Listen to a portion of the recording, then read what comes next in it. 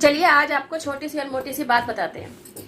यहाँ आप खड़े हैं, यहाँ आपका जन्म हुआ है, यहाँ आपकी साइकिल चल रही है and this is your end of the cycle. यहाँ से यहाँ तक का जो आपका सफर है ना, it is all your journey.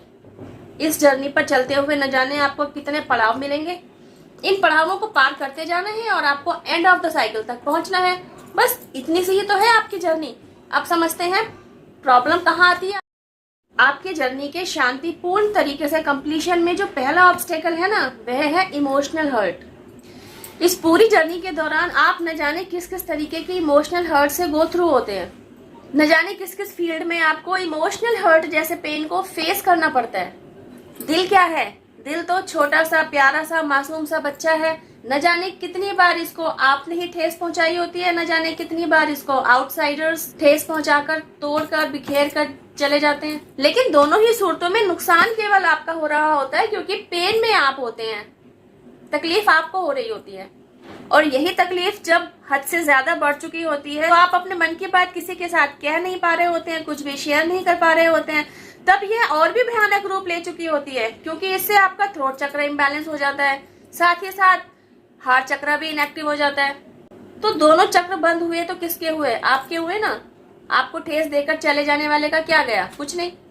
आपकी पेन झेलते रहने की सीमा यहीं तक सीमित नहीं होती, यह और आगे बढ़ती जाती है। अब जब तक आप इमोशनल हर्ट से बाहर नहीं आ चुके होते ना, तब तक ये सारी स्टेजेस ना, ये सारी सिचुएशंस मेंटल ट्रॉमा का रूप ले चुकी होती हैं। अब जब आप मेंटल ट्रॉमा में आकर फंस जाते हैं, तब आपके साथ क्या होता है? आप डिप्रेशन के शिकार होते हैं, आप बहकी बहकी बातें करने लगते हैं, आप अपना मानसिक संतुलन तक खो बैठते हैं। गाइस, ये सारी वे कंडीशंस हैं, ये सारी वे इनविजिबल कंडीशंस हैं जो आपके साथ साथ ही चल रही होती हैं, जिनके बारे में आपसे ज्यादा, आपसे अलग और कोई नहीं जान रहा होता है। अब जब आप पहले दो पड़ावों को ही अच्छे से पार नहीं कर पाए हैं, तो तीसरा पड़ाव, तीसरा ऑब्स्टेकल जो आपकी लाइफ में आपकी ग्रोथ के आड़े आ रहा होता है, वह होता है फाइनेंशियल अप एंड डाउन। जब आप इमोशनल हर्ट को कैरी किए हुए हैं, जब आप मेंटल ट्रॉमा फेस कर रहे हैं, जब आप मेंटल लेवल पर ही इतना डिस्टर्ब चल रहे होते हैं, तब आप फाइनेंशियल अप एंड डाउन से बाहर निकलने के आइडियाज किस तरीके से सोच सकते हैं? जब आपका दिमाग बैलेंस वे में काम ही नहीं कर रहा, तो आप किस तरीके से न्यू क्रिएटिव आइडियाज के बारे में सोच सकते हैं? ना तो आप न्यू क्रिएटिव आइडियाज के बारे में सोच सकते हैं, ना ही आप अपने माइंड को चैनलाइज कर सकते हैं, ना ही आप अपने थॉट प्रोसेस के अंदर छा रही नेगेटिविटी पर लगाम लगा सकते हैं।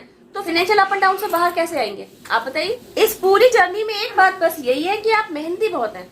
आपने बहुत ज्यादा मेहनत करके अपने आप को फाइनेंशियली स्टेब्लिश कर भी लिया। एंड ऑफ द डे आपको क्या मिलता है? एंड ऑफ द डे आपकी इस बर्थ साइकिल का एंड है, मोक्ष नहीं है। तो अब आप बताइए, आपने अपनी पूरी लाइफ साइकिल की जर्नी पर क्या किया? आप समझते हैं आपके इसी बर्थ की लाइफ साइकिल में अगर आपको स्पिरिचुअलिटी का साथ शुरू से ही मिलता, तब आपकी जर्नी पर क्या तो पड़ाव आते, क्या ऑब्स्टेकल्स आते, आप इन ऑब्स्टेकल्स को पार कैसे करते? चलिए आपकी लाइफ साइकिल पर दोबारा से गौर करते हैं। बर्थ से शुरू करते हैं with the help of spirituality. अब आप पहले ऑब्स्टेकल को फेस कर रहे हैं, जो कि है इमोशनल हर्ट। तो इमोशनल हर्ट से बाहर आने में स्पिरिचुअलिटी आपकी किस तरीके से मदद करती? आप इमोशनल हर्ट हो रहे हैं। इमोशनल हर्ट होना क्या है? आपका दिल दुखी है, आपका मन रो रहा है, आप किसी से कुछ कह नहीं पा रहे हैं, आप अंदर ही अंदर घुट रहे हैं, आप सहम रहे हैं अपनी लाइफ में, आप यहाँ स्टक होकर रह गए हैं। और आपकी इस स्टकनेस की वजह से आपकी न केवल पूरी लाइफ इफेक्ट कर रही है, बल्कि आपसे जुड़े लोगों की लाइफ भी इफेक्ट कर रही है। तो जब आपको शुरू से ही स्पिरिचुअलिटी का साथ मिला हुआ होता है ना, तो आप ना यहाँ अवेकन्ड होते हैं। आपको अच्छे से पता होता है कि इस इमोशनल हर्ट के साथ आपको डील कैसे करना है, इस सिचुएशन के साथ आपको डील कैसे करना है, जो सिचुएशन एक्चुअली आपको ट्रिगर करने के लिए आ रही है।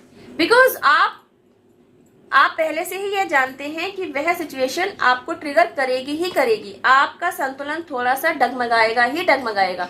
फिर भी आपने अपने ऊपर संयम कैसे बरतना है, यहाँ आपको स्पिरिचुअलिटी की ही हेल्प मिलती है। पहले तो आपकी कोशिश होती है कि आप खुद को ट्रिगर होने ही ना दें, आप इमोशनल हर्ट के जाल में फंसे ही ना। फिर भी अगर कुछ परसेंटेज में आप ट्रिगर हो जाते हैं, आप इमोशनली हर्ट हो जाते हैं, तब आपके पास दूसरा हथियार होता है। बहुत जल्दी से आप अपनी एनर्जी को स्विच कर लेते हैं। वो इमोशनल हर्ट जो आपके अंदर पेन क्रिएट कर रहा होता है ना, आप उस सिचुएशन से खुद को बहुत जल्दी बाहर निकाल लेते हैं और इस तरीके से रिएक्ट करते हैं जैसे कुछ हुआ ही नहीं।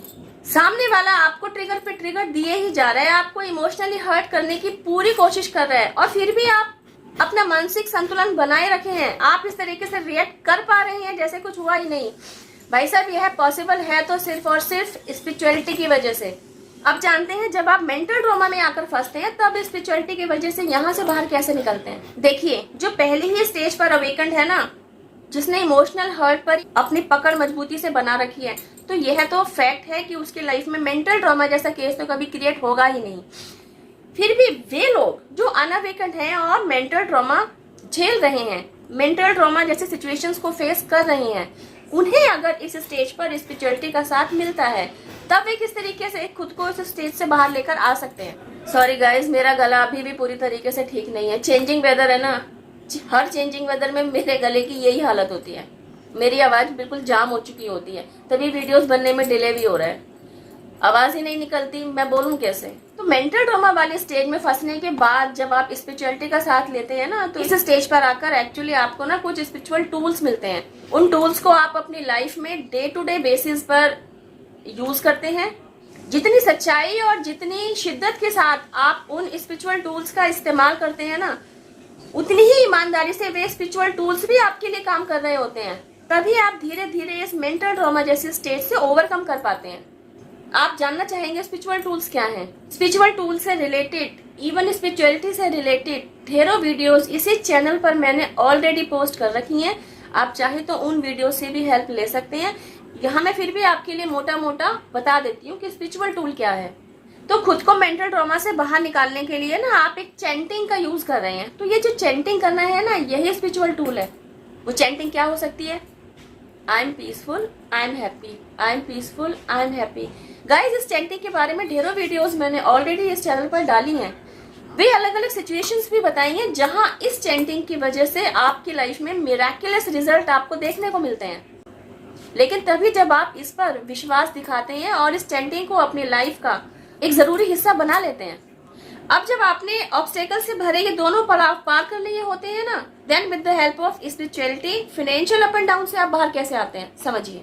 क्योंकि आपने इन दोनों पड़ावों को सक्सेसफुली पार कर लिया है, इसका मतलब अब तक आपका दिल और दिमाग बैलेंस्ड वे में काम कर रहे हैं।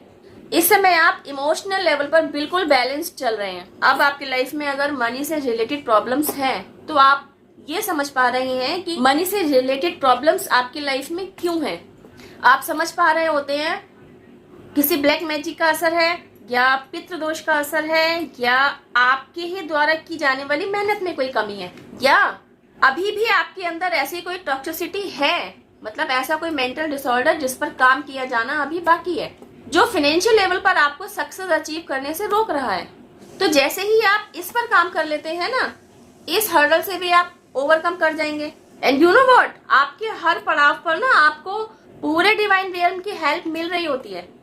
पहले तो आपको एंजल नंबर्स द्वारा ये बताया जा रहा होता है कि आपकी लाइफ में क्या प्रॉब्लम चल रही है। अगर आप इमोशनल हर्ट को फेस कर रहे हैं तो आप 1001 बार बार देख रहे होंगे, और जब आप मेंटल ट्रॉमा से बाहर आने की जिद्दोजहद में लगे हुए होंगे ना, तब आपको 1919 बार बार देखने को मिलेगा। और जब आप फाइनेंशियली अपने आप को स्टेबल करने के लिए मेहनत कर रहे होंगे ना, तब आप 666 बार बार देख रहे होंगे। और एक दिन आपके इस बर्थ साइकिल की जर्नी का भी एंड होता है। लेकिन इस एंड में आपको मोक्ष मिलता है कैसे? क्योंकि with the help of spirituality आपकी लाइफ में जो भी हर्डल्स आपकी लाइफ में आए ना, आपने हर उस एक हर्डल पर काम किया होता है, हर उस एक ऑब्स्टेकल से अपने आप को बाहर निकाला होता है, फाइट की होती है। एंड यू नो व्हाट, इस फाइट में आपने किसी के लिए भी अपने मन में ग्रजेस नहीं पाले होते। इवन आपके अंदर पास्ट लाइफ साइकिल से रिलेटेड कोई भी टॉक्सिसिटी आ रखी होती है ना, उसे भी आपने रिलीज कर लिया होता है। इमोशनल हर्ट पर आपने काबू पाना सीख लिया होता है। मेंटल ट्रॉमा से किस तरीके से ओवरकम किया जाए, यह आप सीख चुके होते हैं। आपने फाइनेंशियली अपने आप को अबेंडेंट किया होता है, तो शरीर छोड़ने से पहले आपको फील होता है ना, इस जर्नी पर आप कुछ अच्छा कर आए हैं, आप कुछ अच्छा देकर आए हैं। इसका मतलब आप मेंटल पीस के साथ शरीर छोड़ रहे हैं। जब आपने मेंटल पीस क्रिएट करना सीख लिया, तो अगला पड़ाव मोक्ष ही तो है। ये जर्नी एक्चुअली इसी बात की है। कार्मिक अकाउंट रिलीज करो, मेंटल पीस क्रिएट करो, और बीच में जो भी ये मोह माया है, जो भी ये ड्रामा है ना, बकायदा इसको जियो। इससे डिटैच नहीं होना है आपको। इस ड्रामा में बकायदा आपने पार्टिसिपेट करना है। आपको इस ड्रामा के तहत जो भी रोल मिले, बेटा का मिला, बेटी का मिला, पिता का मिला, माता का मिला, फ्रेंड का मिला, भाई का मिला, बहन का मिला, दादा का मिला, जो भी रोल मिल रहा है ना आपको, जो भी रोल आपको निभाने के लिए मिले ना, आपने अपने हर उस एक रोल में अपना 100% देना है। यह बात आपने अच्छे से समझ ली होती है। अपने द्वारा निभाए जाने वाले सारे रोल आप अच्छे से निभाए होते हैं, तो एंड ऑफ द डे आपको मोक्ष की प्राप्ति ही होती है। आई एम श्योर गाइज इस वीडियो में दिया गया मैसेज आपको अच्छे से समझ में आया हो। इस वीडियो में बस इतना ही। अब मैं आपसे मिलती हूँ मेरी नेक्स्ट वीडियो में। टिल देन हैव पेशेंस, रब है। जय माता दी, take care, bye, stay blessed.